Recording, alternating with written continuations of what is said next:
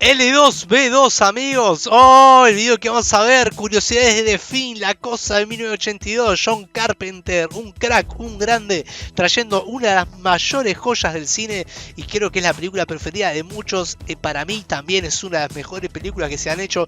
Efectos especiales impresionantes, apenas hay CGI, poco y nada, creo que nada de CGI.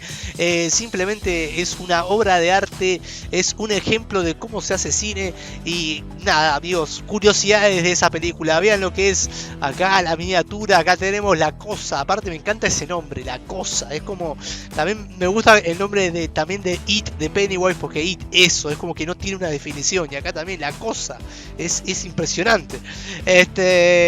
Bueno, vamos para allá, amigos, vamos a disfrutar de un gran video de L2B2 que creo que no he traído, no sé si alguna vez he traído alguno que otro video, pero poco y nada de este maravilloso canal, que pueden dejar ahí abajo en comentarios qué otros videos de este canal les gustaría que viera. Vamos a sacar anotaciones, ya están sacadas, ¿no? Creo que sí. Y bueno, calidad 1080, perfecto. Vamos a poner play y a disfrutar de un videazo, amigos, que salió hace cuánto, esperen, salió hace 5 años, ok, un video de hace 5 años, interesante, vamos para allá.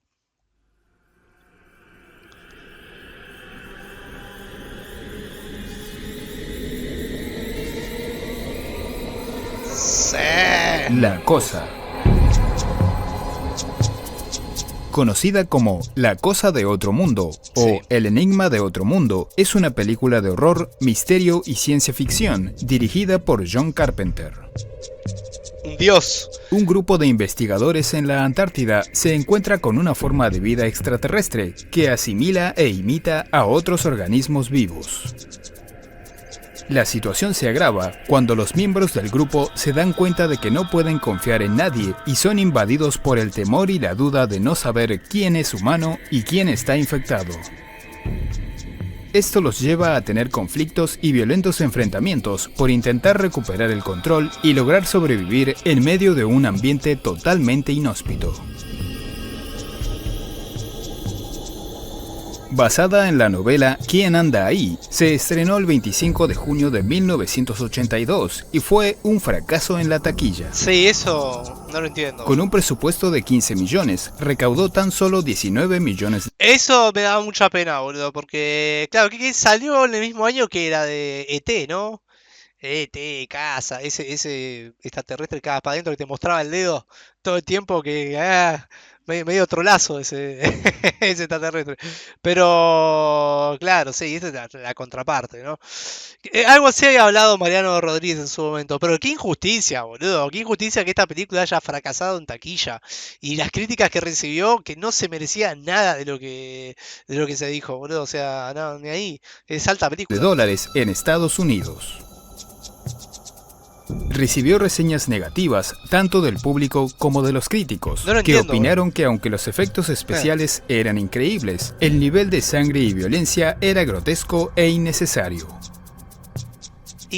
Las opiniones cambiaron drásticamente en los años posteriores, hasta el punto en el que hoy en día el film es considerado un clásico de culto y una de las mejores películas de horror de la historia del cine.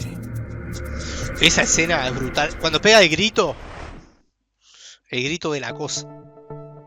El desarrollo de la película comenzó a mediados de los 70, cuando algunos productores le sugirieron a Universal realizar una remake del film La Cosa de Otro Mundo, de 1951.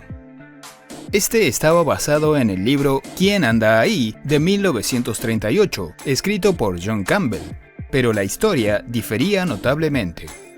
El libro nunca lo leí, me interesa. A Tobe Hooper, director de La Masacre de Texas, se le asignó este proyecto y escribió un guión junto a Kim Henkel, pero la producción no avanzó. Después de que varios escritores y directores intentaron continuar con el proyecto, el estudio mantuvo la idea en suspenso, hasta que el éxito de Alien en 1979 los impulsó a esforzarse para llevar adelante la producción.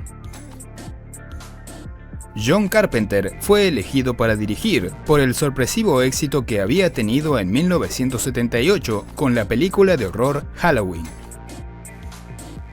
El largometraje La cosa de otro mundo era uno de sus favoritos y no creía que iba a ser capaz de hacer algo mejor, pero después de leer la novela se dio cuenta de que las dos obras eran diferentes.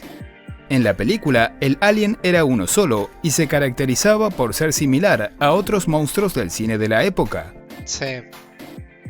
Además, hombres y mujeres del grupo de investigadores aportaban ideas y trabajaban en conjunto para sobrevivir y exterminarlo. En la novela, la criatura podía imitar perfectamente a otros seres vivos. Esto generaba un gran conflicto entre los integrantes del grupo al darse cuenta de que no podían confiar en nadie. Chabón, ¿alguien leyó la novela? Pasa que es una novela muy vieja, pero me interesa, creo que tendría que leerla porque debe estar interesante. Debe haber muchas cosas. Algo que sí leí, que no me acuerdo quién lo escribió, hay una especie de mini libro que te cuentan todos estos sucesos, pero desde el punto de vista de la cosa, desde el punto de vista del monstruo. Y está bastante interesante porque te tira ciertos datos, que no sé si son oficiales o no, pero bueno, te demuestra cosas que son obvias, ¿no? Primero que es una criatura muy hambrienta y que es una criatura que al imitar a una persona, eso le genera un gasto de energía enorme. Por eso hay momentos que ya no aguanta más por el hambre y se revela ante todo el mundo y ataca al primero que ve. Es porque ya no puede seguir con esa forma física, simplemente porque le gasta energía todo eso. Estas diferencias convencieron a Carpenter de realizar una adaptación que fuera más fiel a la historia del libro. Varios escritores fueron invitados a confeccionar el guión, entre ellos Richard Matheson, Nigel Kneale y Derek Washburn. Finalmente, Bill Lancaster fue contratado para encargarse de esta tarea.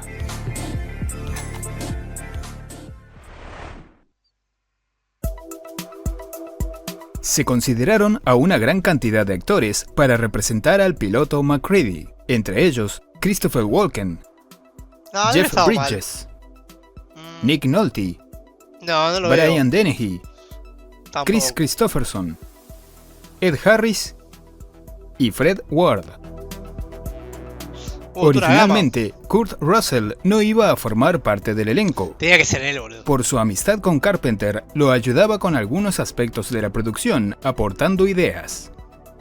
El director terminó por ofrecerle el papel, porque habían trabajado juntos en los films Elvis y Escape de Nueva York, No podía y sabía ser otro, que no boludo. iba a sentirse intimidado Tenía por que las ser él. difíciles condiciones climáticas en las que iban a tener que filmar. Isaac Hayes, Bernie Casey, Carl Weathers y Ernie Hudson fueron tenidos en cuenta para interpretar a Childs. Hudson estuvo muy cerca de conseguir el rol, pero Keith David se quedó con él.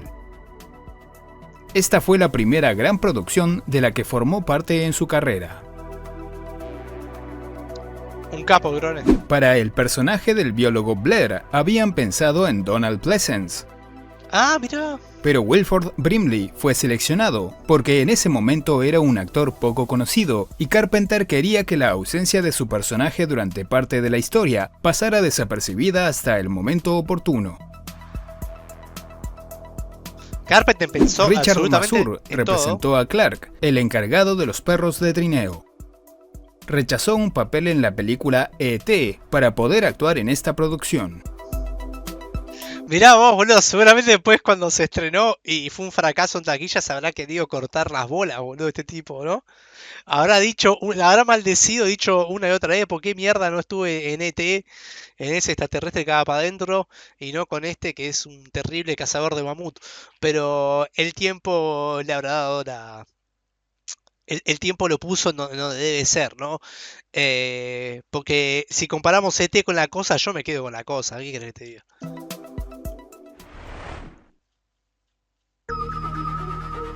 Los efectos especiales de las criaturas alienígenas fueron diseñados y fabricados por Rob Bottin, que ya había trabajado con John Carpenter Rob en el Bottin. film La Niebla. El director había pensado que el alienígena tuviera una forma única, pero Bottin lo convenció de que era más impactante si tenía la habilidad de tomar cualquier forma. Totalmente. La principal preocupación de Carpenter era que el alien no pudiera ser reconocido como un hombre en un traje, porque desde que era niño veía que en todas las películas de monstruos siempre se hacía de esta manera, incluyendo la película de 1951. Para completar la gran cantidad de trabajo que tenía, Bottin vivió durante un año en el interior del estudio y trabajó sin tomarse un solo día de descanso. Este ritmo de trabajo le ocasionó problemas de salud, por lo que tuvo que interrumpir sus tareas y ser hospitalizado. Le pidió ayuda a Stan Winston para que creara los efectos de la criatura que atacaba a los perros. Winston se rehusó a que se le diera crédito por su colaboración, porque este era un proyecto de Rob Bottin. Boludo, mirá Robotín, mirá las cosas que se mandó. Igual eso de Rob Bottin es un chiste de Mariano Rodríguez cuando vimos el video de él. Pero, wow, boludo, es que se ve muy real esto, chabón. Yo creo que te daría hasta escalofríos tener esta maqueta cerca, boludo. Es muy bien hecha. ¿Cómo se harán estas cosas? Siempre me pregunto eso. ¿Cómo se podrá hacer esto? No quería restarle importancia al trabajo que había realizado. Aún así, se incluyó un agradecimiento a Winston. Casi todas las marionetas de las criaturas incluían distintos dispositivos mecánicos que permitían que del interior surgiera otra criatura o se separara en partes desgarrando la piel exterior. Esto significaba que durante la filmación no había margen para errores, porque si algo salía mal, tenían que trabajar muchas horas para poder volver a preparar todo nuevamente. Claro.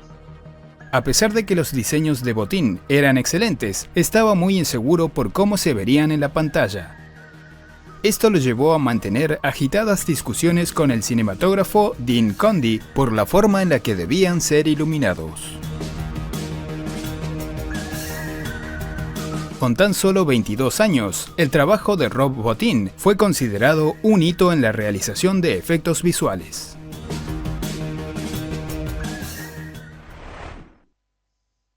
No, sí. Al inicio de la película, o sea, creo que ese tipo, boludo... Nada, boludo. Me dicen que le hagan una mamada eterna hasta el día de su muerte. Sé que sigue vivo, ¿no? Porque lo que se mandó en esta película, y vos lo ves hoy en día, ya pasado tanto tiempo, ha llovido tanto desde entonces, y sigue siendo alucinante y se sigue viendo muy fresco todo. O sea, cuando aparece la criatura, es eterno, boludo. Es muy fresco, ¿no? Es como, o sea, te da impresión, te da escalofríos y lo bien hecho que está. Aparte me encanta esa idea de que todas las criaturas eran como mecánicas, se abría y salía otra criatura adentro, o sea, buenísimo. En lugar de mostrar el clásico logo de Universal, utilizaron letras blancas sobre un fondo negro, porque el logo podía confundirse con la llegada de la nave extraterrestre a la Tierra. Ah, mira. Para el título principal, copiaron exactamente el diseño del título del film de 1951. Le pusieron color, ¿no? Las escenas exteriores se filmaron en Alaska y Canadá. Eligieron una zona rocosa cercana a un glaciar y construyeron los sets en verano para evitar tener que lidiar con la nieve. Las filmaciones se realizaron durante el invierno en condiciones sumamente desfavorables. Cuando realizaban un descanso, tenían que dejar las cámaras al aire libre, porque la diferencia de temperatura entre el interior y el exterior hacía que las lentes se empañaran y en algunos casos se rompieran. Y seguro, La voz de la computadora con la que MacReady jugaba al ajedrez fue interpretada por la actriz Adrienne Barbeau, la esposa de John Carpenter en ese momento. El productor Larry Franco actuó como uno de los investigadores noruegos que intentaba matar al perro al comienzo del film. El diálogo que decía en noruego advertía que el perro no era un animal común, por lo que podía ser una revelación anticipada para los que entendían el idioma. Decía uno lo lame, boludo. El nombre del personaje Windows se le ocurrió al actor Thomas Waits, después de que durante la prueba de vestuario decidiera que iba a usar lentes oscuros. Rob Bottin quería interpretar a Palmer, pero no se le permitió debido a la enorme cantidad de trabajo que tenía con los efectos especiales. Boludo, encima que el chabón se enfermó y le agarró un pico de estrés que tuvo que estar internado por todo el laburo que tenía con los efectos especiales, quería ser un actor, boludo. Este tipo ama el cine, ¿no? O sea, ama totalmente su trabajo y ama el cine, pero... O sea, estratosféricamente. O sea, increíble que se haya ofrecido a hacer eso. Igual por ahí todo eso fue antes de empezar la producción, ¿no? Sí, seguro, obvio.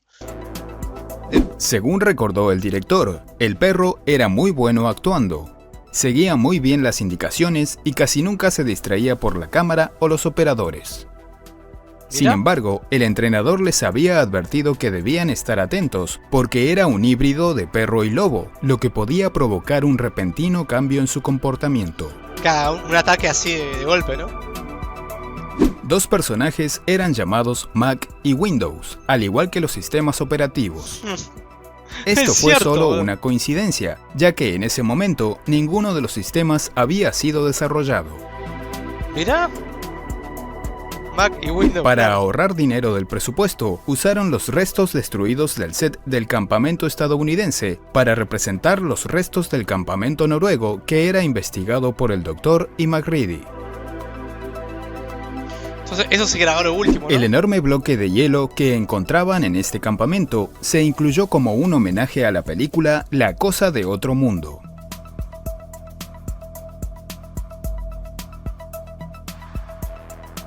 Los miembros del equipo de investigadores noruegos, que se veían en una fotografía y en una grabación de video, fueron representados por algunos productores y otros miembros del equipo de filmación. La secuencia de la cinta de video era similar al momento en el que los investigadores encontraban la nave extraterrestre en el largometraje de 1951. Varias escenas de interiores se filmaron en las instalaciones del estudio Universal. Aunque la temperatura exterior era de casi 40 grados centígrados, bajaron la temperatura hasta 3 grados usando aires acondicionados y aumentando la humedad en el ambiente. ¡Fua!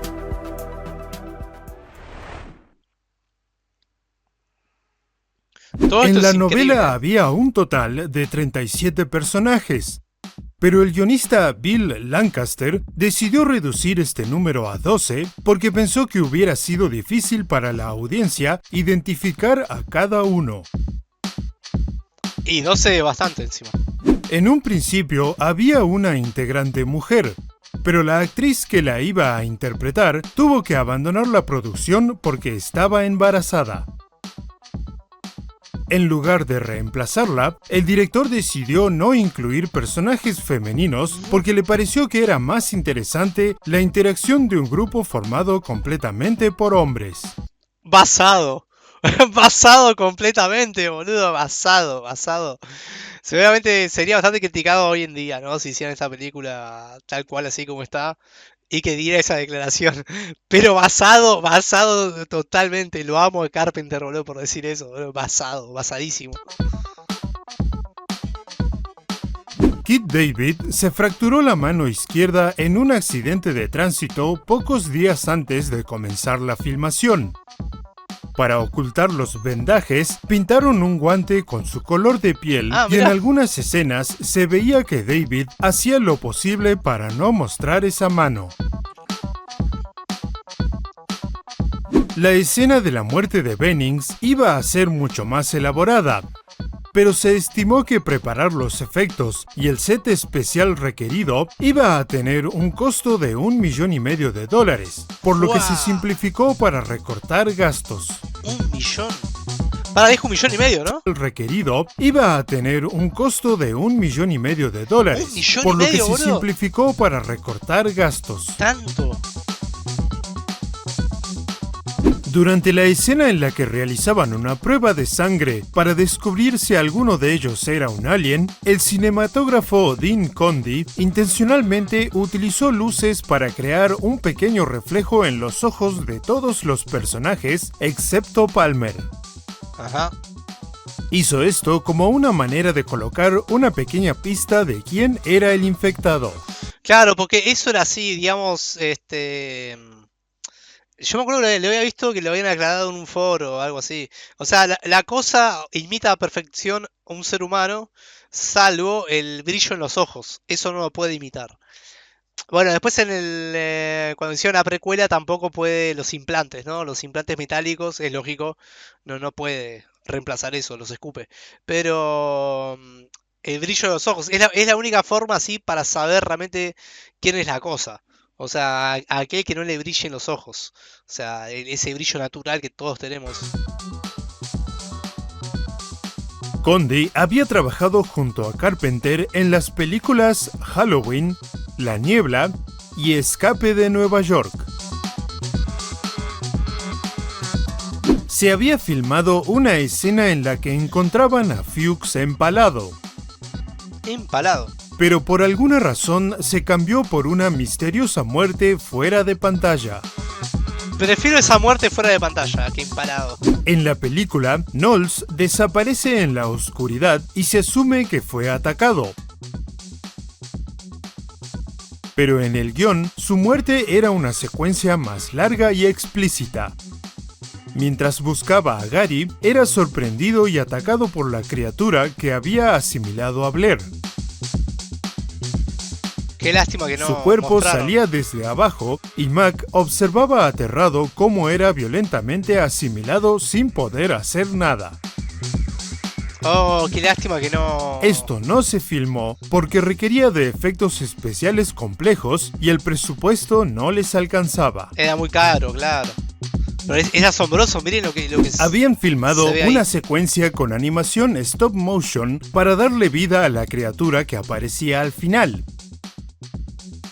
Pero al director le pareció que no se veía lo suficientemente convincente y eliminó la mayoría de estas secuencias. Quedaron un par.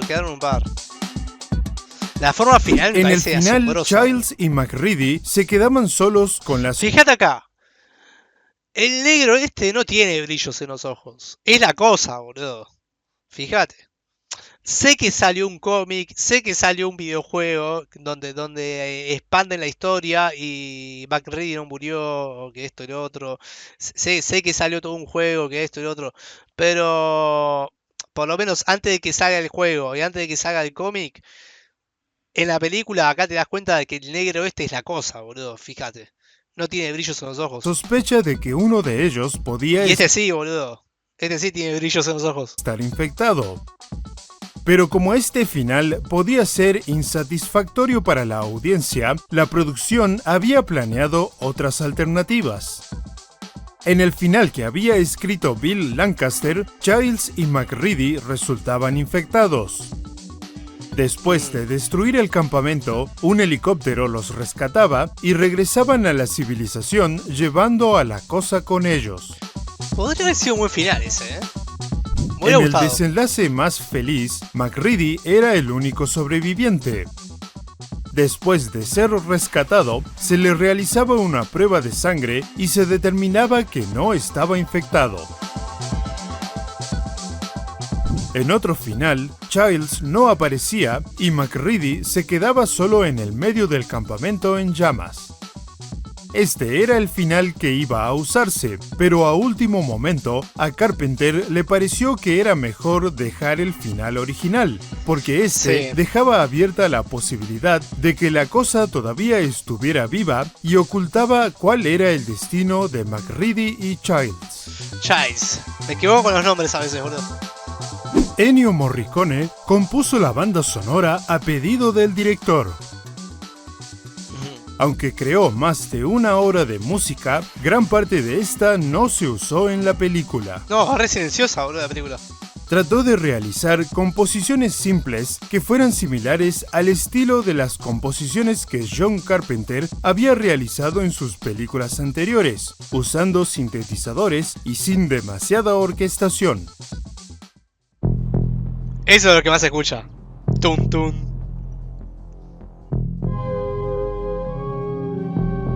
Es excelente, igual. Quentin Tarantino era un gran fan de La Cosa, y en su película Los 8 más odiados, no solo usó la temática de un grupo de personas que se encuentran en una situación en la que no saben en quién confiar, sino que también incluyó algunas de las composiciones de Ennio Morricone que no se usaron en el film de Carpenter. La Cosa se estrenó el mismo día que Blade Runner, otra película que inicialmente fue duramente criticada, pero luego se convirtió en una obra maestra del cine de ciencia ficción. Sí. No cabe duda, boludo. La segunda también me gusta. El póster original mostraba el campamento en llamas con extrañas y sangrientas formas en la parte superior, pero fue reemplazado por uno creado por Drew Struzan, que lo diseñó sin haber visto la película. Este diseño fue una gran decepción para John Carpenter porque no reflejaba nada de lo que había en la película. Pero es mejor ese diseño. Con la intención de llamar la atención del público, cambiaron la frase del póster para que incluyera la palabra alien y aprovechar el éxito de la película del mismo nombre. La carrera de John Carpenter se vio seriamente afectada por el fracaso de esta película. Universal lo había contratado para que dirigiera futuras producciones, pero después del pobre recibimiento que tuvo La Cosa, el estudio decidió anular su contrato. Ahora, ¿qué decisiones tan pelotudas que toman los estudios, Porque por más que fue un fracaso, boludo, cualquier persona que vea esa película se da cuenta, boludo, de que es una obra de arte de donde la veas, o sea, todo lo que involucró, boludo, y John Carpenter, cómo se metió dentro de la película tan de lleno, boludo. Es obvio que tuvo una mala racha porque la gente no estaba preparada para ese momento, boludo. No estaba lista. La gente que fue al cine, la gente de ese momento, no estaba preparada para ver semejante obra maestra. Tuvieron que pasar años para que realmente se reivindique donde se lo merece, ¿no? La película. Pero no estaban preparados. Simplemente es eso, no estaban preparados. Carpenter estaba muy orgulloso del film y pensaba que era el mejor trabajo que había realizado hasta el momento, por lo que fue una gran decepción saber que el público lo detestó y que fue duramente criticado hasta el punto en el que se discutía si era el film más odiado de la historia. ¡Qué injusto! Aunque fue un fracaso en el cine, recibió una mayor apreciación en la década de los 90 gracias al alquiler de VHS y las emisiones en la televisión. Carpenter pensó que la falta de apreciación del público pudo deberse a que en ese momento Estados Unidos estaba pasando por una recesión económica y el tono pesimista y depresivo de la historia en la que todos desconfiaban y se acusaban unos a otros no era algo que resultara entretenido para la gente. Además, se estrenó cuando E.T., un film con un visitante alienígena mucho más simpático y amigable, todavía se exhibía en los cines. Un chupapija E.T., boludo. Otra razón pudo haber sido el cansancio. Ojo, me gusta. De hecho, es película que cuando la vi siendo adolescente, un poco más grandecito, me gustó, boludo, me gustaba, me causaba gracia. O sea, casa, teléfono. Me causaba gracia, obviamente. No la considero una mala película, pero es una película muy infantil, obviamente, ¿no? Muy, muy recontra infantil. Pero tiene sus momentos. Pero para mí no hay punto de comparación. La cosa sape, la cosa es el verdadero alienígena. Cansancio de la gente con las películas de horror, ya que amigable, todavía se exhibía en los cines. Otra razón pudo haber sido el cansancio de la gente con las películas de horror, ya que en ese momento una encuesta mostraba que el interés en este género había disminuido un 70% en los últimos 6 meses. ¡A la mierda!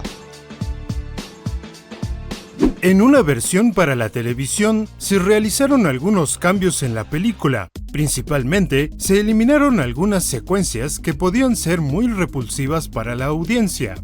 Y al final, agregaron una escena en la que se veía a un perro que se alejaba del campamento en llamas, corriendo en la nieve al igual que al inicio. Ah, mirá. De esta manera, se insinuaba que el animal estaba infectado y que la criatura alienígena había logrado escapar. John Carpenter expresó que estos cambios se realizaron sin su aprobación y rechazó esta versión de la película. Está bien. En 2005, se había planeado realizar una miniserie de 4 horas para la televisión que iba a continuar con la historia, pero el proyecto no avanzó. En octubre del 2011, se estrenó una precuela que contaba la historia de cómo los investigadores del campamento noruego encontraban la nave y el cuerpo del extraterrestre. En 2020 se anunció que comenzarían a trabajar en una remake que mezclaría elementos de la novela original, la película de 1951 No sabía nada de eso. y la versión de John Carpenter. ¿Y qué pasó? Además, se incluirían elementos de una primera versión de la novela llamada Infierno helado.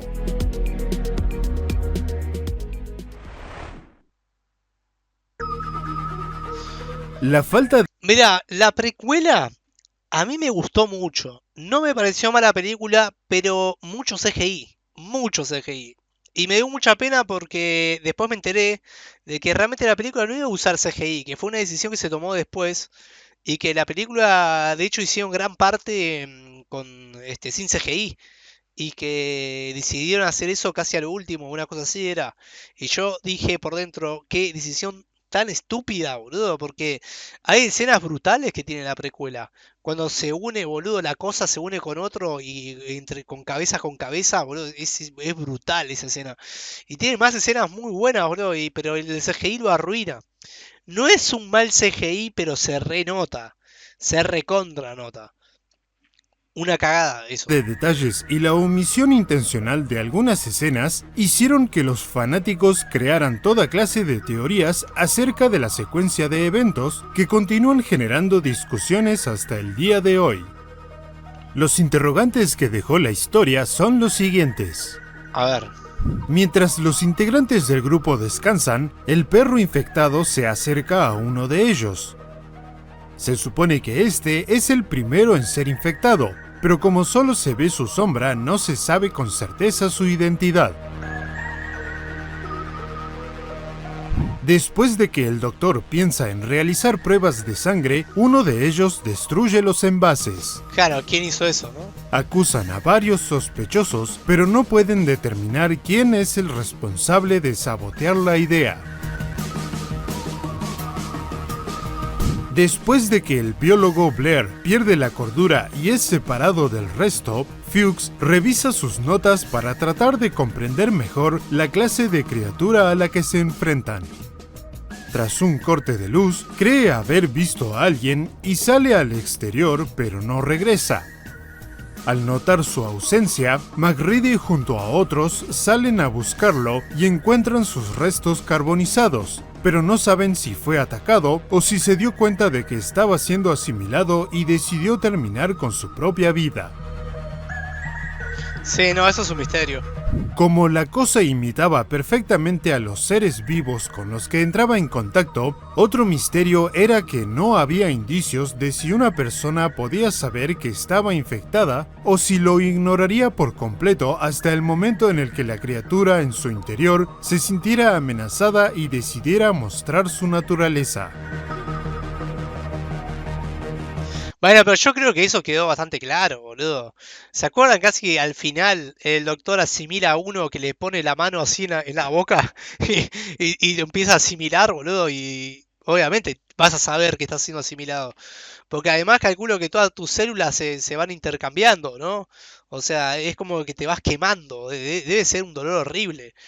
Y la cosa también se adueña de todos tus recuerdos, así que Yo creo que la persona asimilada ya no existe más, su conciencia, todo fue asimilado. No es que tiene duda de si es la cosa o no, no es como decir, che, ¿seré la cosa o no seré la cosa? No, si sos la cosa, vos ya estás muerto. Lo que pasa es que tu cuerpo fue asimilado y lo están imitando a la perfección, pero vos ya no existís, ya te consumieron, boludo. También es interesante que en la mayoría de los casos no se muestra el momento en el que los infectados entran en contacto con la criatura alienígena, por lo que ni Sí, siquiera el espectador puede determinar quién es humano y quién es una imitación. sí, es verdad. Estas cuestiones fueron largamente debatidas durante la filmación por todo el elenco y el director, pero según recordó Kurt Russell, las discusiones eran interminables y nunca podían ponerse de acuerdo y llegar a una conclusión definitiva. Actualmente, en Internet se encuentran una gran cantidad de teorías propuestas por los fans que intentan darle una respuesta lógica a la secuencia de eventos.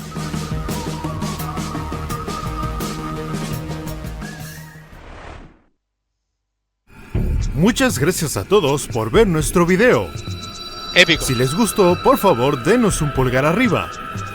Agradecemos todos sus comentarios y sugerencias. Y si quieren seguir viendo más videos de curiosidades, suscríbanse. No, épico video, la verdad que se pasó, boludo, se pasó, muy bueno, muchas curiosidades, le ponemos like, obviamente, leemos algún comentario, define una de las mejores películas de terror de la historia, adelantada a su época, sí, y por estar adelantada a su época la gente no lo entendió. Esta película es de aquellas que dejan más preguntas que respuestas, ahí radica su genialidad.